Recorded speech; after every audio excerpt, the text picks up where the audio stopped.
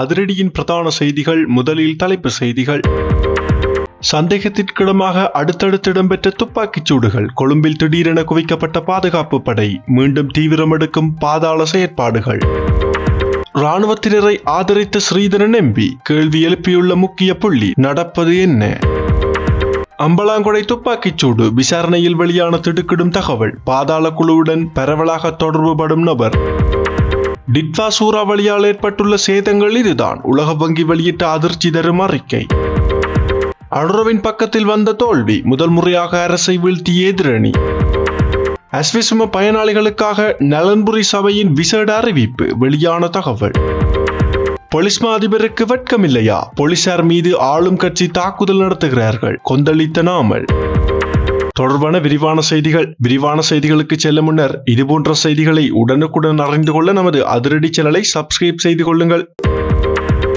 நுகேகொடை கோகிவள சந்தியிடையே நேற்றிரவு இடம்பெற்ற துப்பாக்கிச்சூட்டு சம்பவத்தை அடுத்து கொழும்பு நகரம் முழுவதும் போலீசார் பாதுகாப்பு ஏற்பாடுகளை அதிகரித்துள்ளனர். தகவல்களின்படி நேற்றிரவு சுமார் 8:30 மணியளவில் மோட்டார் சைக்கிளில் வந்த அடையாளம் தெரியாத நபர் ஒருவர் 25 வயதுடைய இளைஞர் ஒருவரை இலக்காக கொண்டு துப்பாக்கிச்சூடு நடத்தியுள்ளார். இந்த தாக்குதலில் பலத்த காயமடைந்த இளைஞன் உடனடியாக கழுபோவில வைத்தியசாலையில் அனுமதிக்கப்பட்டு தற்போது சிகிச்சை பெற்று வருவதாக தெரிவிக்கப்பட்டுள்ளது.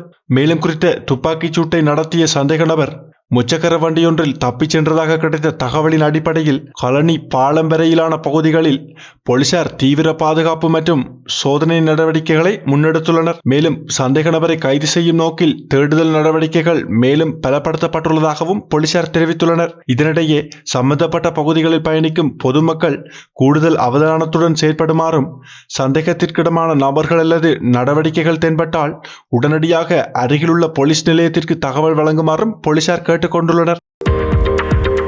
அம்பலாங்கொடை நகரில் உள்ள தனியார் வர்த்தக நிறுவனம் ஒன்றின் முகாமையாளர் நேற்று காலை தனது பணியிட வளாகத்துக்குள்ளேயே துப்பாக்கியால் சுட்டுக் கொல்லப்பட்ட சம்பவம் நாட்டில் பெரும் அதிர்ச்சியை ஏற்படுத்தியுள்ளது. இந்த கொலை சம்பவத்தின் பின்னணியில் பாதாள உலக குழுவின் தொடர்பு இருக்கலாம் என்ற கோணத்தில் விசாரணைகள் முன்னெடுக்கப்பட்டு வருவதாக காவல்துறையினர் தெரிவித்துள்ளனர். குறித்த சம்பவத்தில் உயிரிழந்தவர் கடந்த உள்ளூராட்சி மன்ற தேர்தலில் ஐக்கிய மக்கள் சக்தி சார்பில் அம்பலாங்கொடை நகர சபைக்கு போட்டியிட்ட ஸ்ரீரன் கோசல டி சில்வா என அடையாளம் காணப்பட்டுள்ளார்.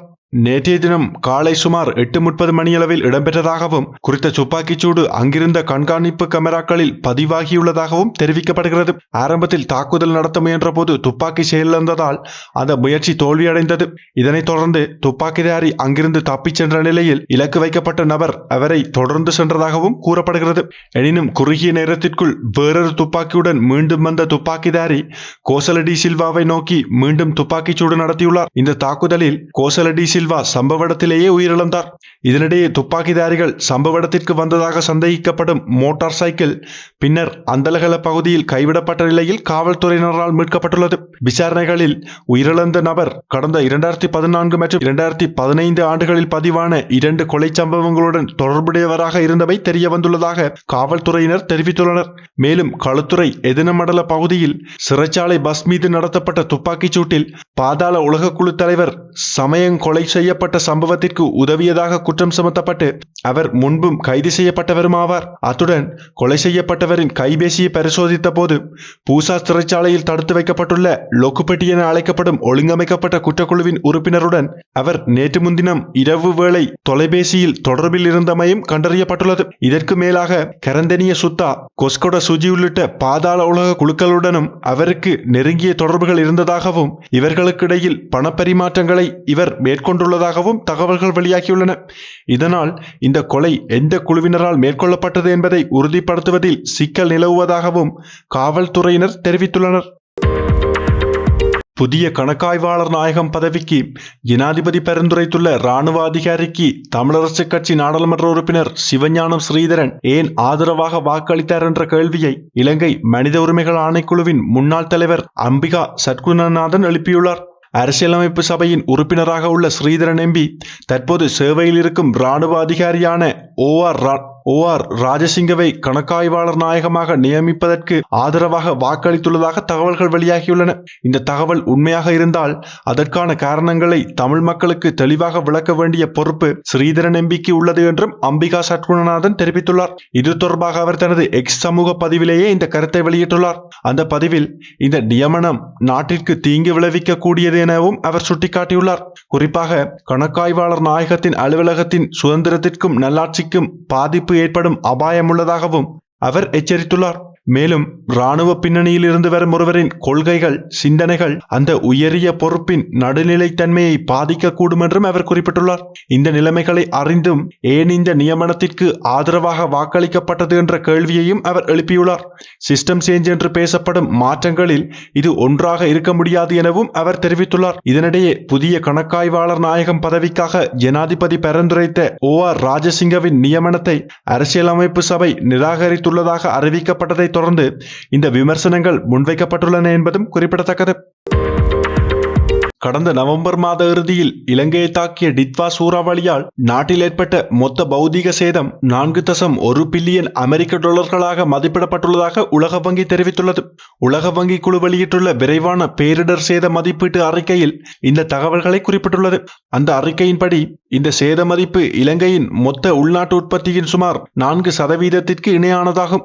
சூறாவளியால் அதிகமாக பாதிக்கப்பட்ட மாகாணமாக மத்திய மாகாணம் அடையாளம் காணப்பட்டுள்ளதாகவும் அங்கு மட்டும் மேற்பட்ட சேதம் 689 பில்லியன் அமெரிக்க டாலர்கள் எனவும் மதிப்பிடப்பட்டுள்ளது. மேலும் வீதிகள், பாலங்கள், தொடருந்து பாதைகள், குடிநீர் வழங்கல் அமைப்புகள் உள்ளிட்ட முக்கிய உட்கட்டமைப்புகளுக்கு ஏற்பட்ட சேதம் 1735 பில்லியன் அமெரிக்க டாலர்கள் எனவும் கணக்கிடப்பட்டுள்ளது. இது மொத்த சேதத்தின் 42%.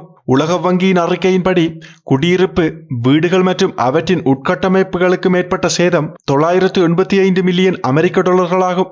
அதேபோல் அரிசி பயிர்கள், காய்கறிகள், வணிக பயிர்கள், கால்நடை வளர்ப்பு மற்றும் விவசாயத்துடன் தொடர்புடைய உட்கட்டமைப்புகளுக்கு ஏற்பட்ட இழப்பு 814 மில்லியன் அமெரிக்க டாலர்கள் எனவும் மதிப்பிடப்பட்டுள்ளது. இதனுடன் மருத்துவமனைகள், பாடசாலைகள், வர்த்தக வளாகங்கள், பெரிய தொழிற்சாலைகள் உள்ளிட்ட குடியிருப்பு அல்லாத கட்டிடங்களுக்கு ஏற்பட்ட சேதம் 562 மில்லியன் அமெரிக்க டாலர்கள் எனவும் உலக வங்கி கணித்துள்ளது. தேசிய மக்கள் சக்தியின் அதிகாரத்திற்குட்பட்ட கொழும்பு மாநகர சபையின் எதிர்வரும் 2026 ஆண்டிற்கான வரவு செலவு திட்டம் தோற்கடிக்கப்பட்டுள்ளது. அதன்படி எதிர்வரும் 2026 ஆண்டிற்கான வரவு செலவு திட்டத்திற்கான கொழும்பு மாநகர சபையின் வாக்கெடுப்பு நேற்று இடம்பெற்றது.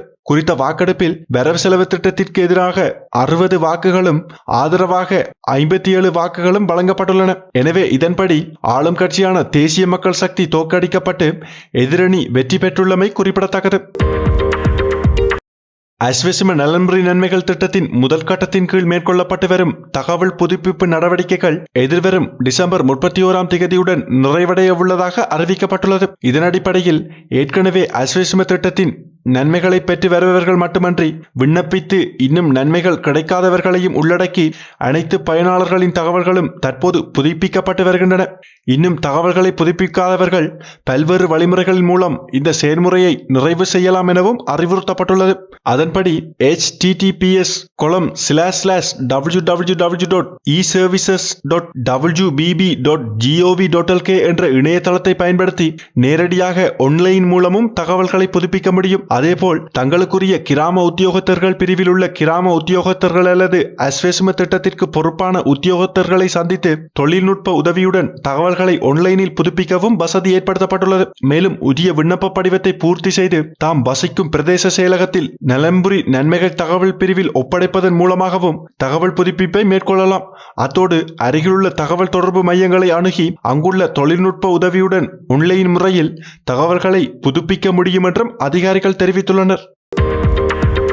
போலீசார் மீதும் ஆளும் கட்சியைச் சேர்ந்த அரசியல்வாதிகள் தாக்குதல் நடத்தி வருவதாக ஸ்ரீலங்கா பொதுஜன பெரமுனவின் நாடாளுமன்ற உறுப்பினர் நாமல் ராஜபக்ச குற்றச்சாட்டு முன்வைத்துள்ளார். தேசிய மக்கள் சக்தி அரசியலின் தேவைகளுக்கேற்ப போலீஸ் மா அதிபர் செயற்படுவது வெட்கமற்ற செயல் என்றும் தேசிய மக்கள் சக்தியின் அரசியல் தேவைகளுக்கேற்ப போலீஸ் மா அதிபர் செயற்படுவது வெட்கமற்ற செயல் என்றும் இது போலீஸ் துறையின் சுயாதீனத்தை கேள்விக்குறியாக்குவதாகவும் அவர் தெரிவித்தார். கொழும்பில் உள்ள ஸ்ரீலங்கா பொதுஜன பெரமுனவின் தலைமையகத்தில் தொகுதி அமைப்பாளர்களுடன் நேற்று நடைபெற்ற சந்திப்பின் பின்னர் ஊடகங்களுக்கு கருத்து தெரிவிக்கும் போதே அவர் இந்த விடயத்தை சுட்டிக்காட்டினார். மேலும் அவர் குறிப்பிடுகையில் ராஜபக்ச குடும்பத்திற்கு எதிராக பல்வேறு குற்றச்சாட்டுகளை முன்வைத்து ஆட்சிக்கு வந்த இந்த அரசாங்கம் அதிகாரத்தில் ஒரு வருடம் நிறைவடைந்துள்ள போதும் இதுவரை எந்த ஒரு குற்றச்சாட்டையும் நிரூபிக்க தவறியுள்ளதாகவும் நாமல் ராஜபக்ச கூறினார். மேலும் நுவரெலியா மற்றும் அம்பாந்தோட்டை பகுதிகளில் ராஜபக்சர்களுக்கு சொந்தமான ஐஸ் போதைப்பொருள் தொழிற்சாலைகள் இயங்குவதாக கூறப்பட்டதாகவும் ஆனால் இன்று வரை அதற்கான ஆதாரங்கள் எதுவும் வெளிப்படுத்தப்படவில்லை என்றும் அவர் குறிப்பிட்டார். அதேபோல் சுங்கத்தில் பரிசோதனை செய்யப்படாமல் விடுவிக்கப்பட்ட 323 கொள்கலன்களுக்கு என்ன நேர்ந்தது என்பது தொடர்பிலும் அரசாங்கம் இதுவரை பதிலளிக்கவில்லை என்றும் அவர் சுட்டிக்காட்டினார். இதனிடையே தேசிய மக்கள் சக்தியைச் சேர்ந்த நாடாளுமன்ற உறுப்பினர் ஒருவருக்கு சொந்தமான காணியில் கஞ்சா பயிரிடப்பட்டதாக கூறப்படும் சம்பவம் தொடர்பில் விசாரணை நடத்திய போலீஸ் பரிசோதகர் மீது அதே கட்சியைச் சேர்ந்த மற்றொரு நாடாளுமன்ற உறுப்பினர் தாக்குதல் நடத்தியதாகவும் அவர் குறிப்பிட்டுள்ளார். இந்த சம்பவத்துடன் தொடர்புடைய அரசியல்வாதிக்கு எதிராக இதுவரை எந்த சட்ட நடவடிக்கையும் எடுக்கப்படாதது அரசாங்கத்தின் இரட்டை நிலைப்பாட்டை வெளிப்படுத்துவதாகவும் நாமல் ராஜபக்ச தெரிவித்துள்ளார். ஆளும் கட்சியினர் போலீசார் மீது தாக்குதல் நடத்தும் நிலையில் அரசியல் உத்தரவுகளுக்கேற்ப போலீஸ் துறை செயற்படுவது கடும் கண்டனத்திற்குரியது என்றும் போலீஸ் மா அதிபரின் இந்த அரசியல் சார்ந்த செயற்பாடு ஏற்றுக்கொள்ள முடியாதது என்றும் நாமல் ராஜபக்ச தெரிவித்துள்ளார். இத்துடன் அதிரடியின் இன்றைய பிரதான செய்திகள் நிறைவடைகின்றன. எமது செய்தி தொடர்பான உங்களுடைய கருத்துக்களை மறக்காமல் கமெண்டில் பதிவிடுங்கள். மேலும் இதுபோன்ற செய்திகளை உடனுக்குடன் அறிந்து கொள்ள நமது அதிரடி சேனலை சப்ஸ்கிரைப் செய்து கொள்ளுங்கள்.